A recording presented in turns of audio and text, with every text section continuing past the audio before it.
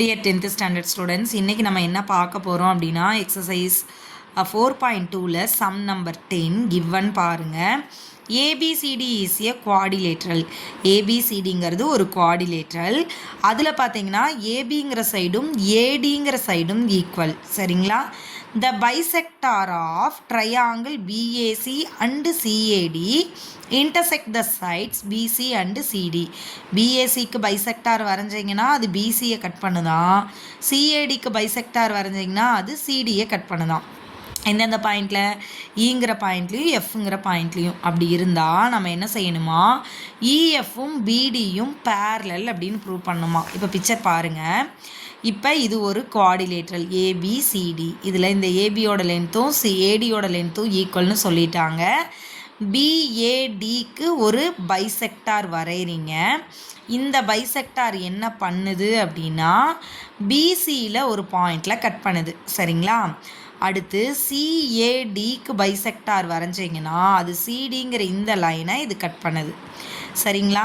அப்படி கட் பண்ணும்போது இப்போ நீங்கள் என்ன ப்ரூவ் பண்ணணும் அப்படின்னா, இந்த சைட்ஸ் இருக்கு இல்லையா, இப்போ இங்கே கொடுத்துருக்கிறதுல இருந்து இந்த இஎஃப்பும் இந்த பிடியும் இந்த லைன், ஸோ அதனால் அந்த லைனை ஜாயின் பண்ணி விட்டுருங்க. இந்த ரெண்டு லைனும் ஒன்றுக்கு ஒன்று பேரலல் அப்படின்னு ப்ரூவ் பண்ணணும். என்னென்னு ப்ரூவ் பண்ணணும்? பேரலல்னு ப்ரூவ் பண்ணணும். சரிங்களா?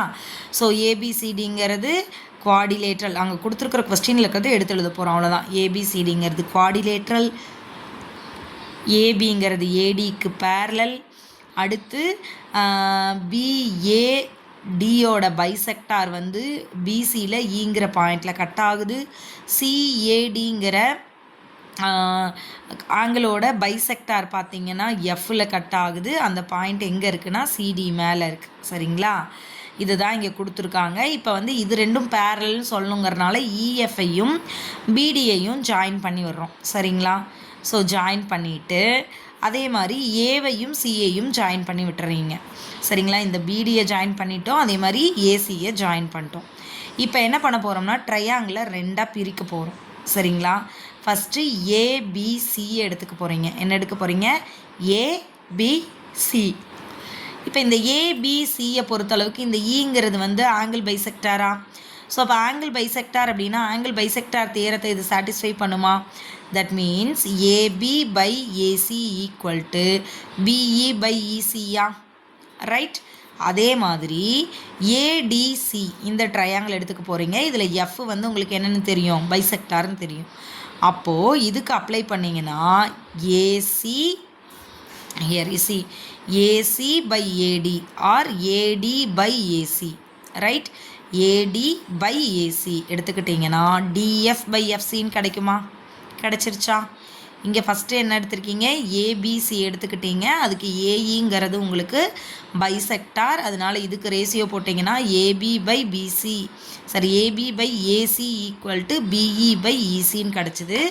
இப்போ ஏடிசியை எடுத்துக்கிட்டீங்க. இதில் ஈங்கிறது பைசெக்டார், அப்போ ரேஷியோ போட்டிங்க அப்படின்னா AD by AC equal to DF by FC. முடிச்சிட்டோமா? ஆனால் கொஸ்டினில் என்ன கொடுத்துருக்காங்கன்னா ஏடியும் ஏபியும் ஈக்குவல்னு கொடுத்துட்டாங்க. ஏடியும் ஏபியும் ஈக்குவல்னு கொடுத்துட்டாங்க. அப்போ நான் ஏடி இருக்கிற இடத்துக்கு ஏபியோ அல்லது ஏபி இருக்கிற இடத்துக்கு ஏடியோ போட முடியும். சரியா? நான் ஈக்குவேஷன் 2ல் ஏடிக்கு பதிலாக என்ன போடுறேன்னா ஏபி போடுறேன். சரிங்களா? அப்போ AB by AC equal to DF by எஃப்சின்னு கிடச்சிருமா? ரைட். இப்போது இந்த ஈக்குவேஷனையும் இந்த ஈக்குவேஷனையும் கம்பேர் பண்ணுங்கள். ஏபி பை ஏசி, இங்கேயும் ஏபி பை ஏசி, இங்கே பிஇ பை இசி, இங்கே டிஎஃப் பை எஃப்சி. ஈக்குவல்ட்டுக்கு ஒரு சைடு பார்த்திங்கன்னா ரெண்டுலேயும் ஈக்குவலாக இருக்குது. ரைட்டா? ஈக்குவல்ட்டுக்கு இந்த பக்கம் ரெண்டும் ஈக்குவலாக இருக்குன்னா ஈக்குவல்ட்டுக்கு அந்த பக்கமும் அது ரெண்டும் எப்படி இருக்கும்? ஈக்குவலாக இருக்கும். அப்போது BE by EC equal to DF by எஃப்சின்னு சொல்லிடலாமா? ரைட். இப்போ இதை இங்கே இந்த பிக்சரில் அதை செக் பண்ணுங்கள். BE where is BE? இங்கே இருக்கு. பிஇ பை இசி உங்களுக்கு இந்த ட்ரையாங்கிள் ஃபார்ம் ஆகுது. சரிங்களா? இங்கே இருக்குல்ல பிசிடிங்கிற ட்ரையாங்கிள் ஃபார்ம் ஆகுது.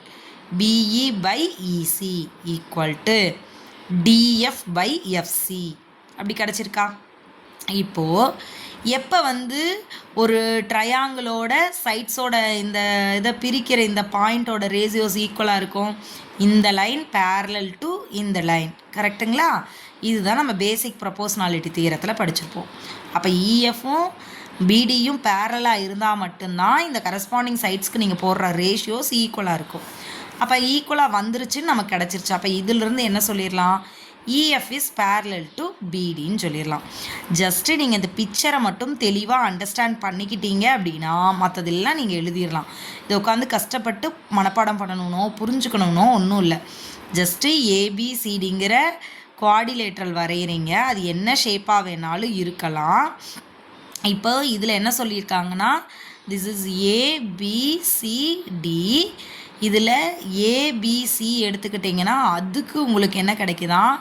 ஒரு ஆங்கிள் பைசெக்டார் கிடைக்குதா? அது இ.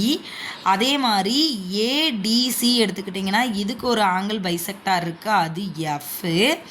இப்போது இந்த பிடியையும் ஏசியையும் நீங்கள் என்ன பண்ணி விடுறீங்கன்னா ஜாயின் பண்ணி விடுறீங்க. நெக்ஸ்ட்டு எஃப்ஐயும் இதையும் ஜாயின் பண்ணி விடுறீங்க. இவ்வளோதான் மேட்ரே. இப்போ இதில் இந்த ட்ரையாங்கிளை தனியாக எடுக்கிறீங்க, பைசெக்டார் வச்சு ஒரு கண்டிஷன் சொல்கிறீங்க. இந்த ட்ரையாங்கிள் எடுக்கிறீங்க, பைசெக்டார் வச்சு ஒரு கண்டிஷன் சொல்கிறீங்க. சொல்லிவிட்டு ஏடியும் ஏபியும் ஈக்குவலுங்கிறனால அதை ரீப்ளேஸ் பண்ணுறீங்க. அதுக்கப்புறமா ரெண்டையும் ஈக்குவேட் பண்ணிங்கன்னா உங்களுக்கு இந்த பேரலலுக்கான கண்டிஷன் கிடச்சிருது. ஸோ கண்டிஷன் கிடச்சிட்டனால இது ரெண்டும் பேரலல் நீங்கள் சொல்லி முடிச்சிடலாம். சரிங்களா? ஜஸ்ட்டு பிக்சரை மட்டும் அண்டர்ஸ்டாண்ட் பண்ணிக்கோங்க. Thank you students.